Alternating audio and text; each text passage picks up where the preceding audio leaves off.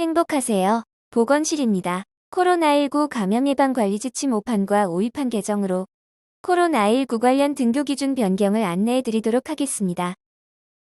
코로나19 임상 증상이 있지만 등교를 희망하는 경우에는 원칙은 등교하지 않고 선별진료소 방문하여 진료 검사받기입니다.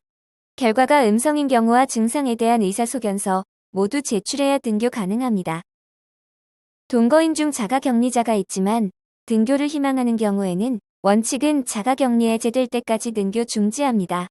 매 등교 희망 일로부터 2일 이내 검사 결과 음성인 경우나 격리 통지를 받은 즉시 동거인과 접촉 없이 별도 시설에 격리한 경우 중 한 가지라도 해당하면 등교 가능합니다. 검사 기준에 대해 다시 설명드리면 동거인의 격리가 해제될 때까지 최소 2일에 1회 이상 진단검사를 실시해야 합니다. 예로 9월 1일 진단검사 실시 음성인 경우 9월 2일과 9월 3일은 등교 가능하고 9월 4일 등교를 위해서는 음성 결과지를 다시 제출해야 합니다. 학생 또는 동거인 중 진단검사를 실시하고 등교를 희망하는 경우에 원칙은 검사 결과 나오기 전까지 등교 중지입니다.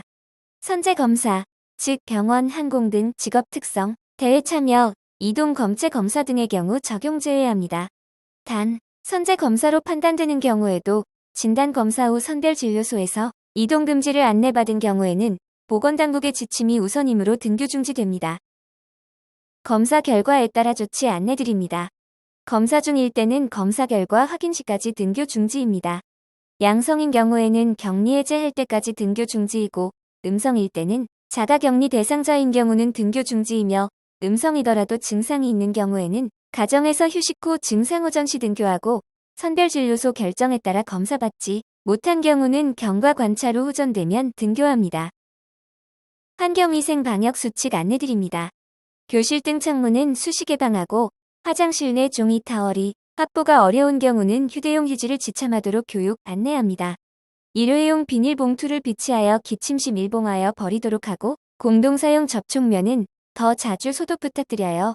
기존 나열 측정 일시적 관찰실 등교 시 등교 후에 대한 평상시 대응 지침은 기존 지침을 준수해 주시기 바랍니다.